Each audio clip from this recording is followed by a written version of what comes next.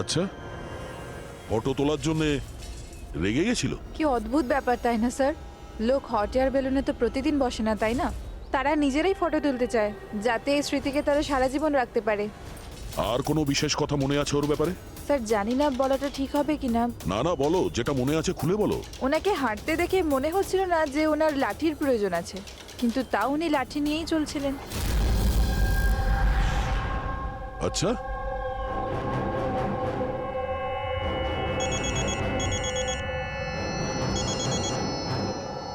হ্যাঁ স্যার। কিছু জানতে পারলে? স্যার এখানে একজন বয়স্ক মহিলা এসেছিল, আর তার হাতে একটা ব্যাকপ্যাকও ছিল। আর হ্যাঁ, ওই মহিলা ছবিও তুলতে চাইছিল না। আচ্ছা, এখানেও একজন বুড়ো লোক এসেছিল হট এয়ার বেলুনে চড়তে লাঠি নিয়ে, আর তারও ফটো তোলায় আপত্তি ছিল। স্যার এই বয়স্ক মহিলা আর বয়স্ক লোক একই ব্যক্তি নয় তো? ওই শার্প শুটার, ওর ব্যাগে আর ওর লাঠিতে ওই রাইফেলটা ছিল যা দিয়ে খুন করেছে। আর স্যার দুদিনই এ একাই ওপরে গিয়েছিল, কারণ যদি অন্য টুরিস্টের সাথে যেত তাহলে রাইফেল সেট করতে আর টার্গেট সেট করতে প্রবলেম হয়ে যেত। না পূরবী, আমার মনে হচ্ছে ও একলা যায়নি। মানে? মানে ওই হট এয়ার বেলুন চালানো আর সঙ্গে এই রাইফেলটা চালানো দুটো কাজ একসঙ্গে করা মুশকিল। ওই হট এয়ার বেলুনের পাইলটও ছিল সঙ্গে। মানে স্যার এই অপরাধে পাইলটও যুক্ত? একটা কাজ করো, ওই পাইলটটাকে ধরো তাড়াতাড়ি। ওই দিন ওই বয়স্ক মহিলাকে বেলুনে উপরে কে নিয়ে গিয়েছিল? পাইলট কে ছিল? সঞ্জীব ছিল। এই এই পালাবি না, দাঁড়া দাঁড়া দাঁড়া। না আমাকে মারতে পারবে না ওকে। এই এই সঞ্জীব!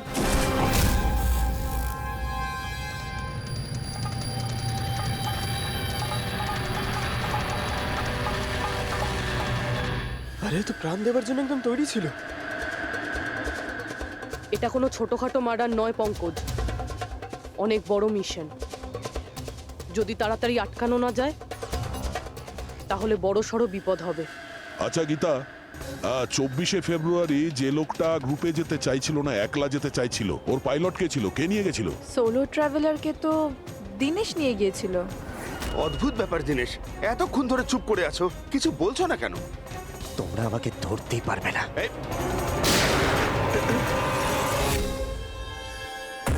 এখন যমরাজ তোকে অ্যাপয়েন্টমেন্ট দেওয়ার মুডে নেই। যতক্ষণ না আমাদের প্রশ্নের উত্তর আমরা পাবো, তোকে বেঁচে থাকতে হবে। চল। মারো, যত পারো মেনে নাও, আমার কিচ্ছু যায় আসে না। আর তাছাড়া তোমাদের এই আইনের কমজোরি থাপ্পড়ে এত শক্তি নেই যে আমার অপরাধের মজবুত হাড়কে গলাতে পারবে, বুঝলে? তোমার ওপর যদি টর্চার করতেই হতো তাহলে ওর জন্য তো 2 মিনিটের কাজ আমাদের কাছে। কিন্তু তারপর মনে পড়ে তোমার পরিবারের কথা, তোমার বোন। পরের মাসে ওর বিয়ে না? কেমন লাগবে ওর যে ওর বিয়ে হচ্ছে আর বিয়ের পরে ওর ভাই এই পৃথিবীতে নেই? হ্যাঁ, আর তোমার মা প্রত্যেক মাসে খরচার জন্য টাকা পয়সা পাঠাও না? তোমার মৃত্যুর পর কে খেয়াল রাখবে তার? কিছু ভেবেছো এ ব্যাপারে? হ্যাঁ, না। চলো, এখনো সুযোগ আছে, রাজ সাক্ষী হয়ে যাও। কথা দিচ্ছি তুমি জেলে যাওয়ার পরে তোমার মায়ের খেয়াল আমরা রাখবো। সত্যি? মানে পুরো খেয়াল রাখবে? পুরো খেয়াল? হ্যাঁ, তোমার মায়ের পুরো খেয়াল রাখা হবে। তুমি শুধু এটা বলো কার জন্য কাজ করো, তোমার বসের নাম কি? বলে দেবো? সত্যি বলে দেবো? হ্যাঁ বলো। আমি যার জন্য কাজ করি না, যে আমার বস, স্যার, তার নাম হলো এসিপি প্রদ্যুম্ন।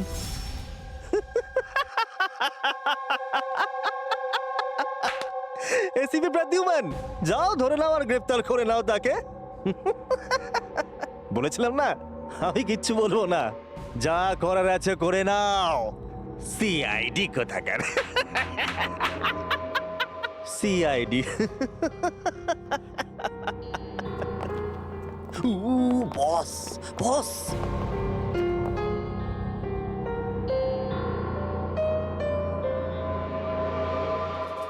কোনো ব্যাপার না, কিচ্ছু বলতে হবে না। এখন না তোমাকে কিছু জিজ্ঞাসা করব, কিছু বলার জন্য তোমাকে আমরা জোর জবরদস্তিও করব না, কিচ্ছু করব না। শুধু একটাই কাজ করব, আমরা তোমাকে ঘুমোতে দেব না। শুতে দেবেন না? এমনিতেও আমি জেগে থাকলেও আমি আপনাদের কিছুই বলবো না। কোনো প্রয়োজন নেই, কিচ্ছু বলো না, কিন্তু আমরা শুতে দেব না তোমাকে। ওকে। ভাই দয়া, আমি এটা শুনেছিলাম যে মানুষ কোনো কিছু না খেয়ে অনেক দিন সার্ভাইভ করতে পারে, কিন্তু না ঘুমিয়ে কত কষ্ট হবে এই বেচারার। তোর বাঁচাটা খুবই মুশকিল, আমি এসব দেখতে পারবো না।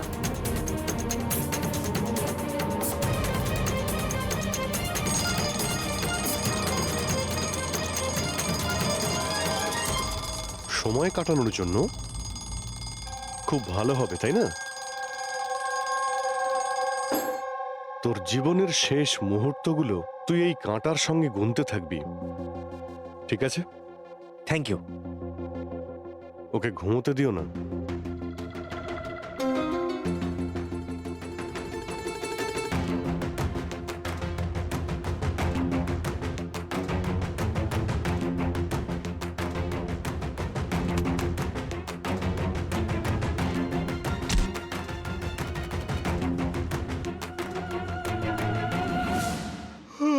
ফ্রেডি স্যার, আরে কোথায় আছেন আপনি?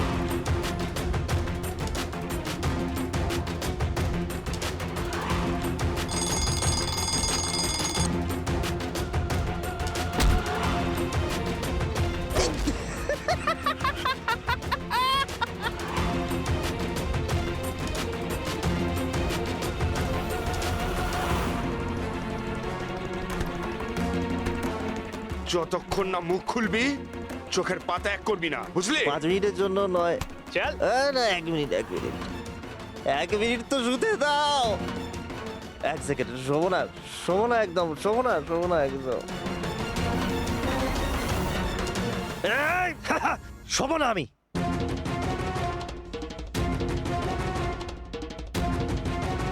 এবারও ভেঙে পড়বে।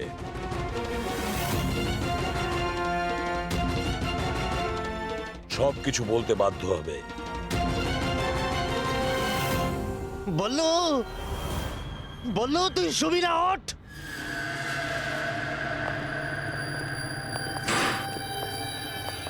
এই ঘুমোতে চাস? আরে ওকে একটু ঘুমোতে দাও, কি প্রবলেম তোমাদের? ঠিক আছে, তোমাকে ঘুমোতে দেবো আমরা। আগে বলো যে তোমাদের গ্রুপের প্ল্যানটা কি? এই, বলছি, আমার নাম দীনেশ নয়, আমার নাম আমার নাম বল্লু। দীনেশ নয় আমার নাম। আর আমাকে স্পেশালি এই মিশনের জন্য তৈরি করা হয়েছিল। আর যে 2টো মার্ডার হয়েছিল না, ওটা প্র্যাকটিস ছিল। আমাদের আসল মিশন হলো ওকে মারা। আর ওই যে ওকে কি যেন নাম, স্টিভ মার্টিন। ওই শান্তির দূত যে সম্প্রতি ভারতবর্ষে এসেছে, দেশে শান্তির বার্তা নিয়ে, যাতে সমগ্র বিশ্ব এই বার্তাকে সমর্থন করে, যাতে উগ্রপন্থীরা শেষ হয়। এসিবি, আমরা চাই না যে আতঙ্কবাদ কখনো শেষ হোক। আর স্টিভ মার্টিন তো মরবেই, তোমরা কিচ্ছু করতে পারবে না। আর আর যদি তোমরা বাঁচিয়েও নাও না, আমরা স্টিভ মার্টিনকে খতম করে দেবো একেবারে। আমাদের যে শার্প শুটার আছে না, একদম পাক্কা নিশানা তার। কোথায় মারবে ওকে আর কখন? বল। ও যখন কনফারেন্সে ভাষণ দেবে না, ওটাই সব থেকে সঠিক ওটাই সব থেকে সঠিক সময়। এই, ওরাই সব থেকে সঠিক সময় হবে। ওই সময় ওর আশেপাশে কোনো সিকিউরিটি থাকবে না। আর যে কনফারেন্সটা আছে না, ওটা বিল্ডিং এর ছাদেতে হবে। তো ওই হট এয়ার বেলুনেতে আমাদের সাব শুটার যাবে আর ওখানেই গুলি মারবে। কনফারেন্স ঘন্টা খানেকের মধ্যে শুরু হবে, এখন তাড়াতাড়ি ওখানে আমাদের পৌঁছতে হবে। আরে তোমরা যতই চেষ্টা করে নাও, বাঁচাতে পারবে না ওকে। আর হ্যাঁ, তোমরা যদি বাঁচিয়েও নাও না, তাহলে আমরা আবার প্ল্যান করব, দ্বিতীয়বার মারবো। কে মারবে? কিরকম দেখতে ও? আরে আমি ওর মুখ দেখিনি এখনো পর্যন্ত। যখনই আসে ছদ্মবেশে আসে। তোমরা কি ওই, একে হসপিটালে নিয়ে যাও তাড়াতাড়ি। স্যার, আমরা কি হট এয়ার বেলুনটা আটকাতে পারি না যতক্ষণ এই কনফারেন্স শেষ হচ্ছে? না ফেডরিক, এই সব কিছু বন্ধ করা যাবে না। আজকে আটকালে কালকে অন্যরকম প্ল্যান করবে। আজকের প্ল্যান আমরা জানি, আজই ওদেরকে ধরবো।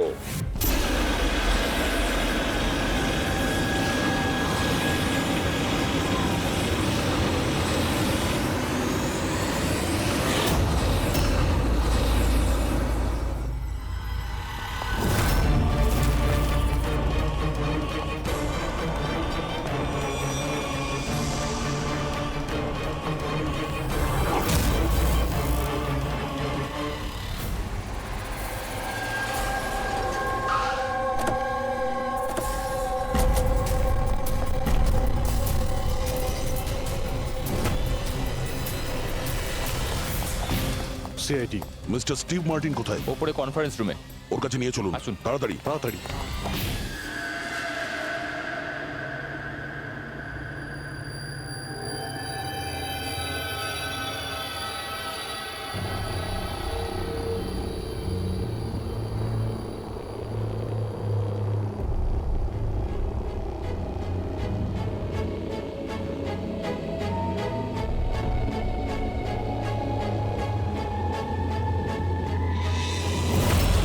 স্যার, এখানে 4টে বেলুন আছে, দুটো ওপরে আছে আর দুটো রেডি হচ্ছে। আমার সামনে যে বেলুনটা আছে স্যার, ওতে একটা কাপল আছে আর ওই ছেলেটার কাছে ব্যাকপ্যাক আছে। নজর রাখো ওদের উপরে। কারা কারা আসছে, কারা কারা যাচ্ছে, সবাইকে ফলো রেখো, ওকে?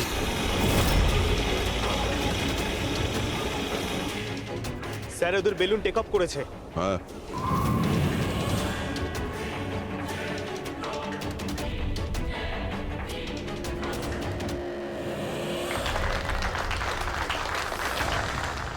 এই দুনিয়াতে টেরোরিজম কেন আছে, এই প্রশ্নটা আমাদের জানা দরকার।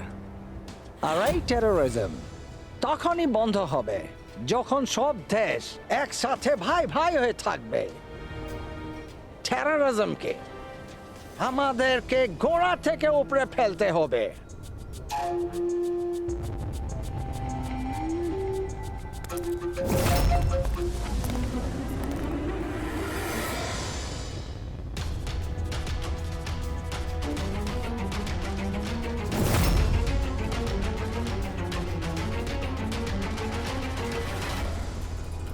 দুজন মিউজিশিয়ানকে দেখছি, ওরার জন্য তৈরি হচ্ছে। ওদের হাতে গিটারের ব্যাগ আছে। এবার এটা বলা খুবই মুশকিল যে ভেতরে গিটার আছে নাকি গান।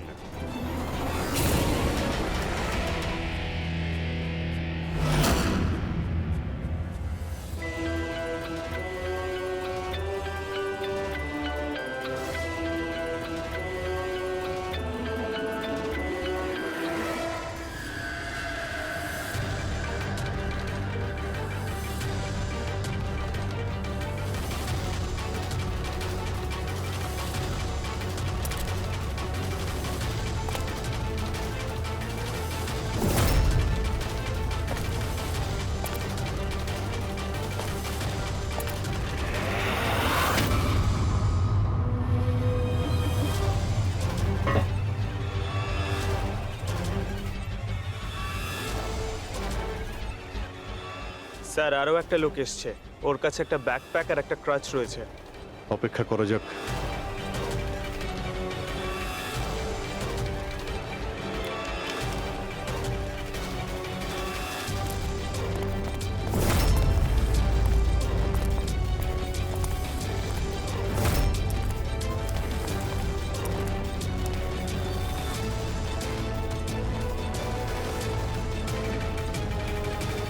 স্যার ক্যামেরা ক্রু এসেছে, ওদের কাছে আবার দুটো ব্যাগ।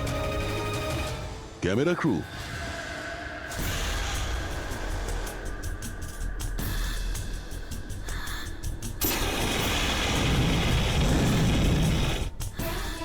ওদের দিক থেকে নজর সরিও না, নজর রাখো ওদের উপরে।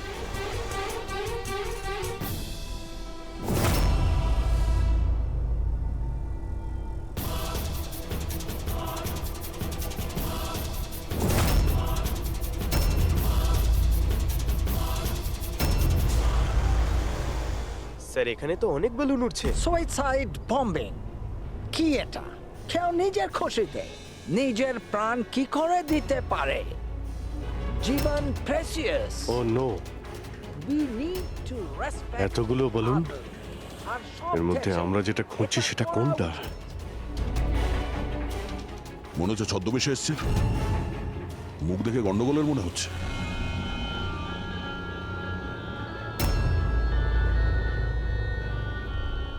দয়া, ওই দুটোর উপর নজর রাখো। আমরা যেন সব সময় একটা কথা মনে রাখি, ওয়ার্ল্ড ওয়ার 1 আর ওয়ার্ল্ড ওয়ার 2। এটা তো গিটার। হচ্ছে কি এখানে? উপরে গিয়ে এরা মিউজিক বাজাবে নাকি? বাকি সমস্ত বেলুন তো চলে গেছে, একটাই আছে। মানে স্যার খুনি এই বেলুনের মধ্যেই রয়েছে? Wait and watch.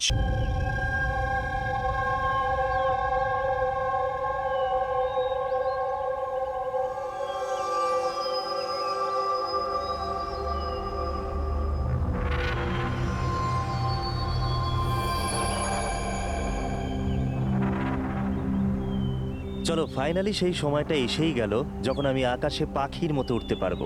ইয়েস, আর তোমার ওরা আমি আমার ক্যামেরায় ক্যাপচার করব। কিন্তু মিস্টার মুক্ত পাখি, খোলা আকাশে এত দূরে উড়ে চলে যেও না যে কোথাও হারিয়ে যাও। ডোন্ট ওয়ারি ম্যাডাম, এমনিতেও রনি স্যার যদি আকাশে হারিয়েও যান তাহলেও মাটিতেই ফেরত আসতে হবে। ওড়ার আগেই তুমি আমাকে নিচে আসার কথা বলছো। চলো, হয়ে গেছি তৈরি। All the best.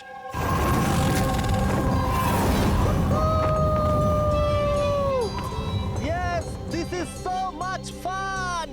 Oh my god! Yes, come on, keep going, keep going. Arya, I love you! Roni, I love you two.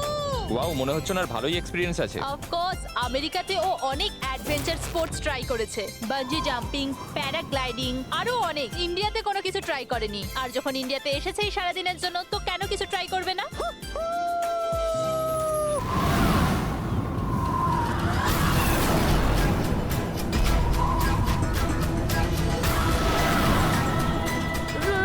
রনির কিছু হয়েছে।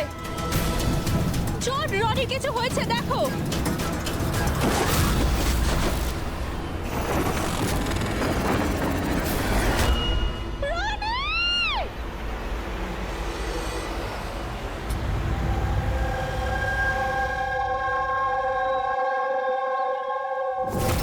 আমি আর রনি এখানে ছুটি কাটাতে এসেছিলাম।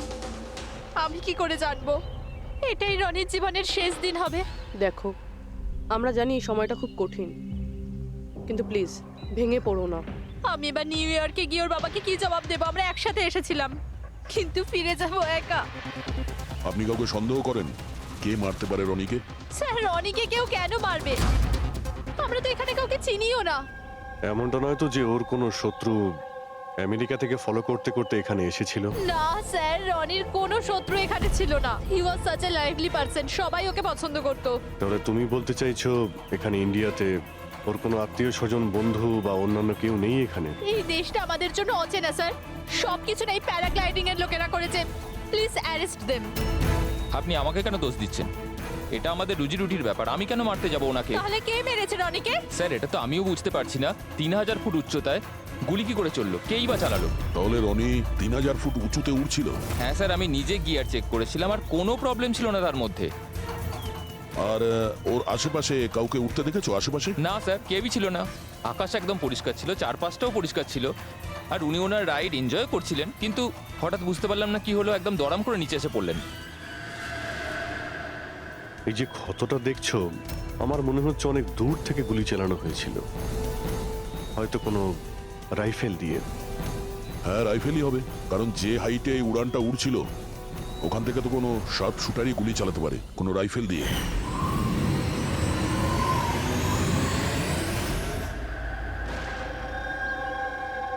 এখানে আশেপাশে কাউকে বন্দুক বা রাইফেল নিয়ে দেখেছিলে কাউকে? এখানে বন্দুক আনা অ্যালাউ নয় স্যার।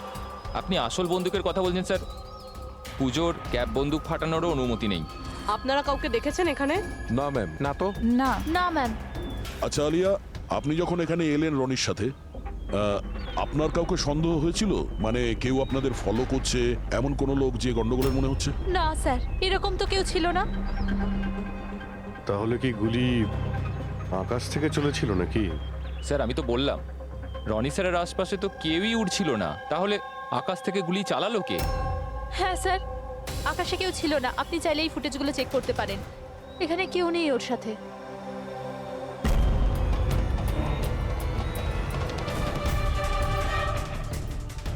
এই ফুটেজে তো রনির আশেপাশে তো দূরে দূরেও কাউকে দেখা যাচ্ছে না। স্যার, নিচে থেকে ওপরে তো কেউ গুলি চালায়নি।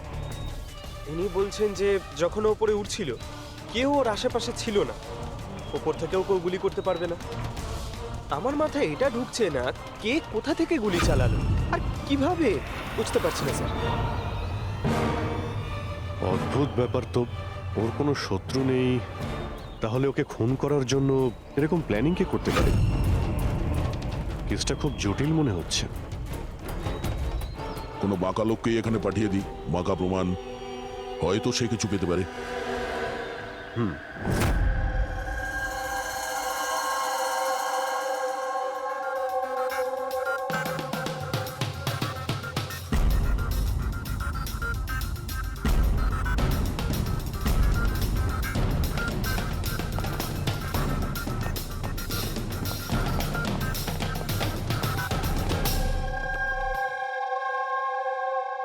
আরে বাহ, আজকে আপনারা দুজনে এমন ভাবে কাজে ডুবে আছেন যে মনে হচ্ছে যে অনেক প্রমাণ আমাদের হাতে দিয়ে আমাদেরকে পাঠাবেন এখান থেকে। অনেকগুলো প্রমাণ? হ্যাঁ। আর যদি একটাও না পাওয়া যেত? সোজা করে বলো না, কোনো প্রমাণ পাওনি, খুঁজে দেখোনি? ডক্টর সালুকে ওই গুলির ব্যাপারে কিছু জানতে পারেননি? আপাতত এইটুকু জানতে পেরেছি ভাই, ওপর থেকে কোনো ইউএফও গুলি চালিয়েছে। শালুকে, তুমি না কোনোদিনই সোজাসুজি করে কথা বললে না। আরে এটা কি, এটা বোঝাও, আমাকে বোঝানোর জন্য এরকম করছো? হ্যাঁ বলো। এ দেখো বস, রনি মাটি থেকে 3000 ফুট উঁচুতে উঠছিল, আর ওর গুলিটা লেগেছে তার ওপর থেকে প্রায় 1000 ফুট উঁচু থেকে, আর এই গুলিটা 60 ডিগ্রি অ্যাঙ্গেলে এসে গায়ে লেগেছে। আমার তো ভেবেই কেমন যেন মাথাটা ঘুরছে। আকাশের উপর থেকে কে গুলি চালাতে পারে ওর উপর? এটা কিভাবে সম্ভব? এখনো হয়নি, আরো বাকি আছে বস। এই গুলিটা প্রায় 3 কিলোমিটার দূর থেকে ছোড়া হয়েছে। ভারী অবাক কাণ্ড, তাই না দয়া? 3 কিলোমিটার দূর থেকে গুলি চালানো হয়েছে।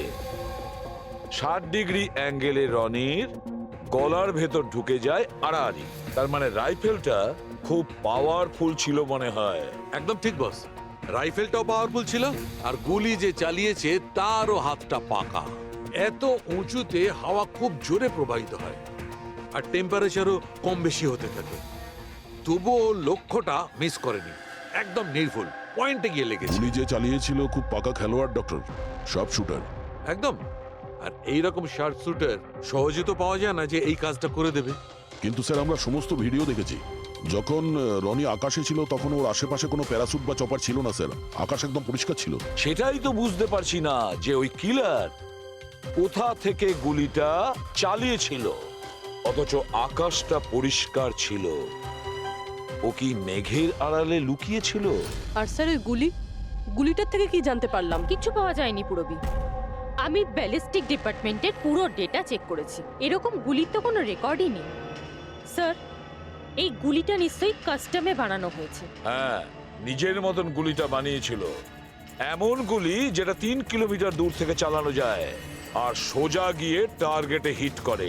আর স্যার, এই গুলিটা যখন এত শক্তিশালী, তো এর রাইফেলটাও বেশ স্পেশাল হবে। হ্যাঁ, এক কাজ করা যাক, গুলিটাকে ব্যালিস্টিক ডিপার্টমেন্টে যাচাইয়ের জন্য পাঠাই, দেখি কি রিপোর্ট আসে।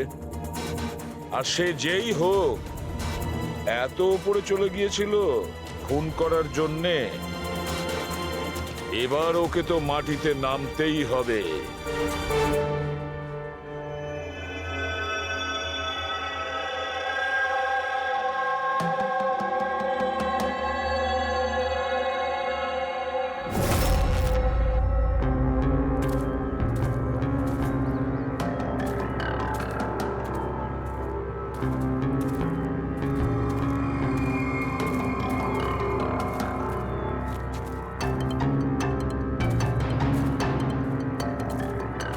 ব্রাদার, উই ক্যান ডু ইট। আরে ইয়ার গুরু, আর চলতে পারবো না, খুব হাঁপিয়ে গেছি আমি। ব্যাস নবীন, আর বেশি দূর নয়, 3000 ফিট চড়ে ফেলেছি, পাশেই আছে। We can do it, come on.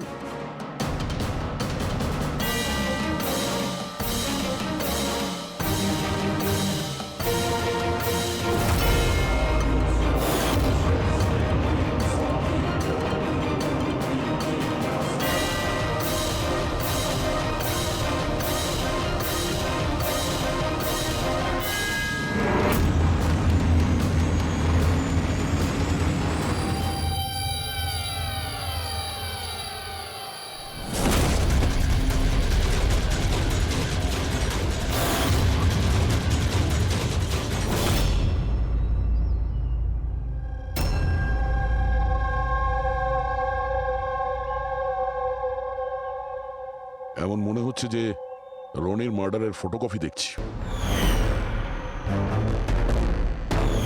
3000 fit উপরে ঠিক ওরকমই গুলি মেরেছে মাথার পেছনে। একেও একইভাবে গুলি চালিয়েছে।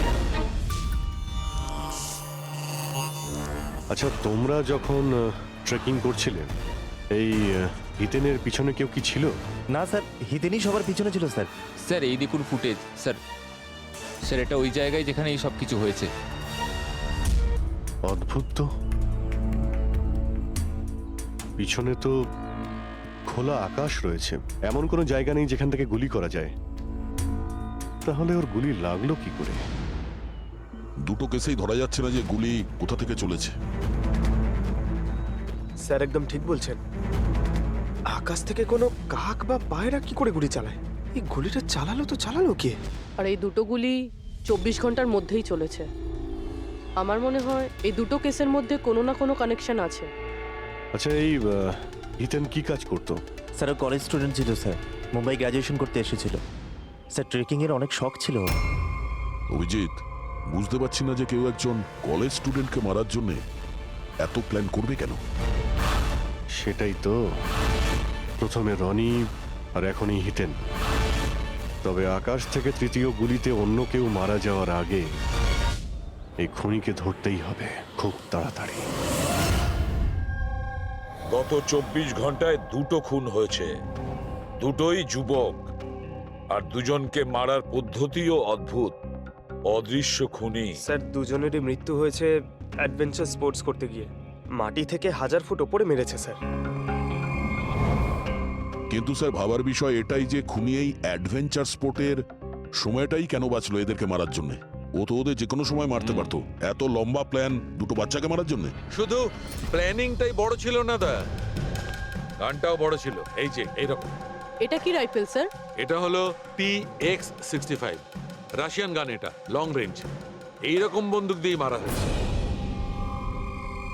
ডক্টর সালুকে, এই বন্দুকটা দিয়ে 3 কিলোমিটার দূরে টার্গেটে কি হিট করা যায়? হ্যাঁ ফ্রেডি, শুটিং রেঞ্জে আমি এটা ট্রাই করে দেখেছি। এর রেঞ্জ 3 কিলোমিটারের বেশি আছে। এরকম বন্দুক তো হয় মিলিটারিদের কাছে থাকবে, আর না হলে উগ্রপন্থীদের কাছে। ঠিক বলেছো বস। আর সেই জন্য আমার মনে হয় এটা শুধুমাত্র মার্ডারের ব্যাপার নয়, বড় ধরনের অপরাধ হতে চলেছে, লার্জ স্কেলে।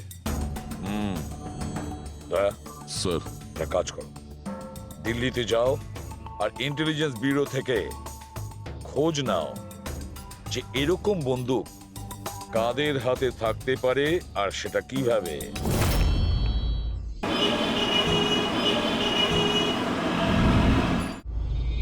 এই সমস্ত খুন এই রাইফেল দিয়েই হয়েছে।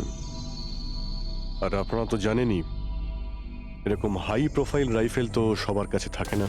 আপনি একদম ঠিক বলছেন স্যার। আর যেটা আমাদের দেখা দরকার সেটা হলো এই রাইফেলটা যদি কেউ কিনতেও চায় তাহলে কিনতে পারবে না। এটা একটা কিংবা দুটো পিসে বিক্রি হয় না, বড় অ্যালটমেন্ট হয় এগুলোর। তাহলে কয়েক বছর আগে যে আতঙ্কবাদী হামলা হয়েছিল তার মধ্যে এই ধরনের রাইফেল ইউজ হয়েছিল? হ্যাঁ স্যার। তাহলে আপনাদের কোনো আতঙ্কবাদী গ্রুপের উপর সন্দেহ হয়? আগে হ্যাঁ স্যার, যদি আমাদের সন্দেহ ঠিক হয় তাহলে আমরা জানি যে এর পেছনে ঠিক কার হাত আছে। কার? এই অঞ্চলেই কিছুদিন আগে আমাদের আর্মি অনেক অস্ত্র আটক করেছিল। ওই অস্ত্রের মধ্যে এই রাইফেলটাও ছিল। হ্যাঁ প্রতাপ, স্যার, সমস্ত আতঙ্কবাদী মরে গেছে, ওদের মধ্যে একজন পালিয়ে গেছে, তবে আমরা সমস্ত হাতিয়ার আটকে নিয়েছি। ওয়েল ডান প্রতাপ। স্যার, আর যে টেররিস্টরা পালিয়ে গেছে তাদের সম্পর্কে সমস্ত পোস্টকে অ্যালার্ট করে দাও। তাহলে এই কাজ ওই আতঙ্কবাদীর হতে পারে যে পালিয়ে গিয়েছিল ওখান থেকে। হ্যাঁ স্যার। আর আমাদের ইনফরমেশন অনুযায়ী এই আতঙ্কবাদী গ্রুপ খুব বড় একটা কিছু করতে চলেছে। বোধহয় এটাই সেটা শুরু। এই দুটো অপরাধ সাধারণ কোনো খুন নয়, এটা নিশ্চয়ই কোনো বড় সড় ষড়যন্ত্র, কোনো দুষ্কৃতী আক্রমণ ঘটতে চলেছে। হ্যাঁ স্যার। আর এই খুনগুলোকে আটকানোর জন্য প্রথমে আমাদের আকাশ থেকে চলা গুলির রহস্য ভেদ করতে হবে স্যার। আর এই রহস্যের কিনারা করার জন্য সবার আগে আমাদের এটা জানতে হবে যে এই আতঙ্কবাদীরা রনি আর হিতেনের মতো সাধারণ লোকের হত্যা কেন করলো। আচ্ছা, এমন কি কমন আছে এই দুটো কেসে? স্যার, দুটো মার্ডারই আকাশে হয়। দুবারই গুলি উপর থেকে চালানো হয়েছে, পুরো পাওয়ারফুল রাইফেল দিয়ে। এটা প্রফেশনাল শার্প শুটারের কাজ হবে। আর স্যার, এই দুটো কেসেই কোনো ভ্যান্টেজ পয়েন্ট নেই, আর এমন কোনো জায়গা নেই যেখানে বসে খুনি এই দুজনকেই গুলি করতে পারে। তেমন কোনো জায়গা ছিল না, তেমন কোনো জায়গা ছিল না। খুন করার এটাই মূল কারণ নয় তো?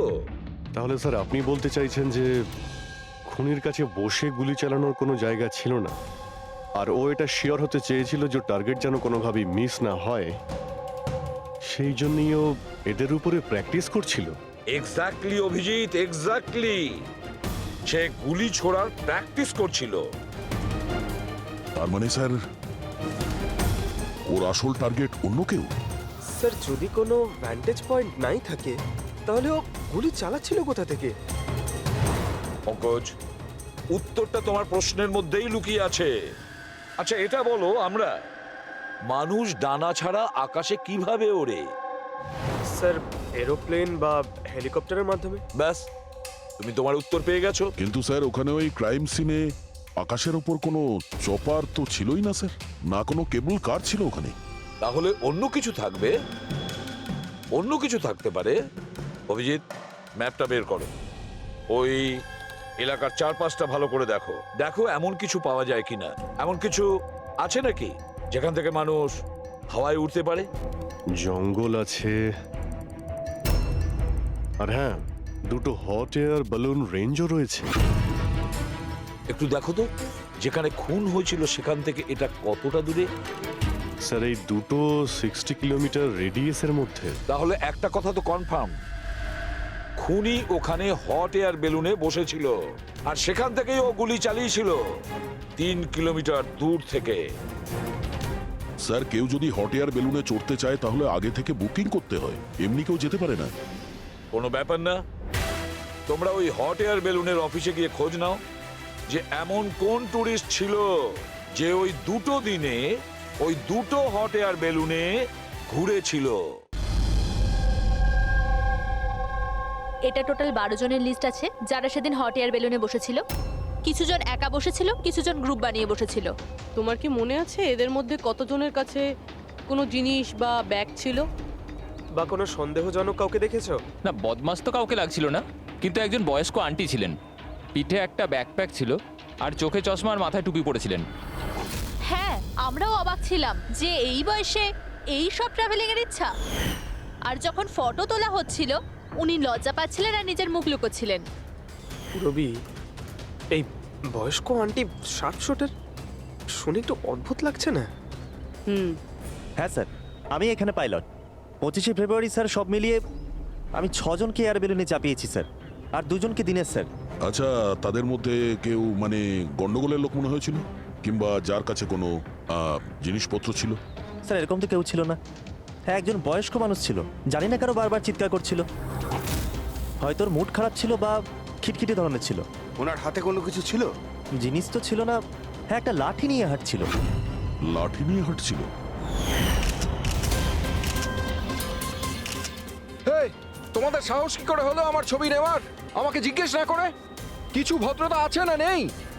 ওরাও ওগুলো ওরাও। মানে স্যার, খুনি এই বেলুনের মধ্যেই রয়েছে? এরা তো নিজেদের জায়গা থেকে নড়ছে না। Camera crew? স্যার এ কোথায় গায়েব হয়ে গেল?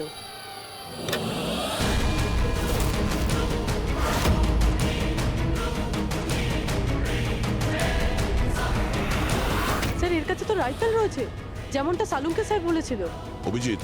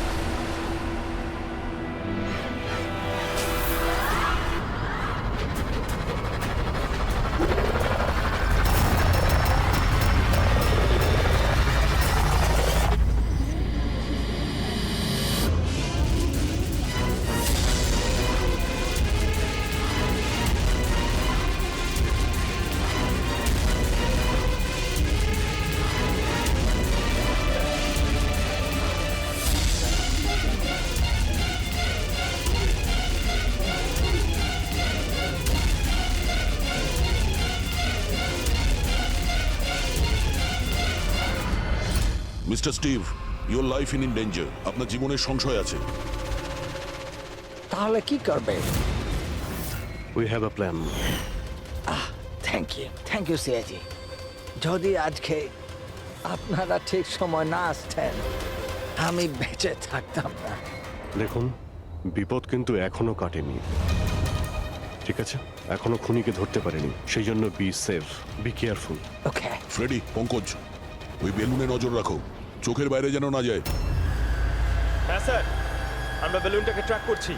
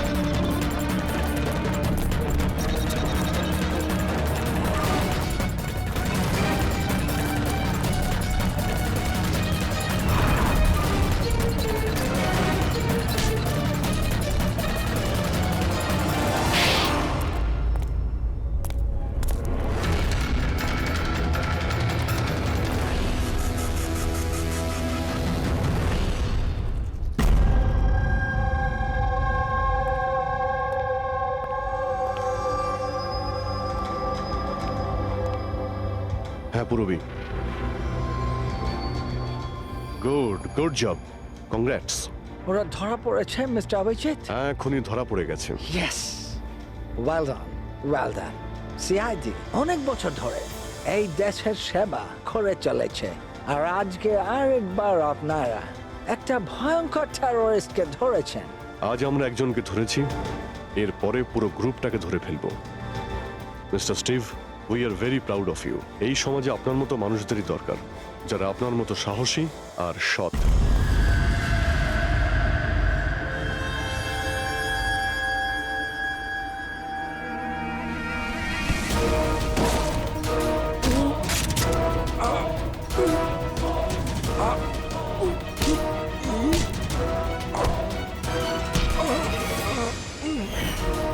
তাহলে তুমি ছদ্মবেশে রনি আর হিতেনকে মেরেছো? তোমার মতো একজন সব সুপার জেলের ভাত খেয়েও ফাঁসির অর্ডার আসার আগে পর্যন্ত। তোমার কি মনে হচ্ছে তোমরা আমাকে ধরে নিয়েছো তো স্টিভ প্রাণে বেঁচে যাবে? কখনো নয়। আমাদের ক্ষমতা এত বেশি যে তোমাদের আইন এটা খুঁজতে খুঁজতে হাঁপিয়ে যাবে, কিন্তু আমরা শেষ হব না। শেষ হবে তোমাদের এই দেশ। শোন ছাড় পোকা, আমাদের দেশের উপর অনেকে খারাপ নজর দিয়েছে, আবার চলেও গেছে। জানিস আমাদের দেশ কত বছর স্বাধীন হয়েছে? ৭৪ বছর। আর এই ৭৪ বছরে আমাদের দেশের জওয়ানরা জানি না কত আতঙ্কবাদীকে মেরেছে। আজ তোর পালা, কাল তোর সঙ্গীদের পালা। আমাদের দেশ থাকবে, খুব ভালোভাবেই থাকবে। আর এই দেশ থেকে যদি কোনো জিনিস চলে যায়, সেটা হলো আতঙ্কবাদ। বুঝেছিস? আতঙ্কবাদ।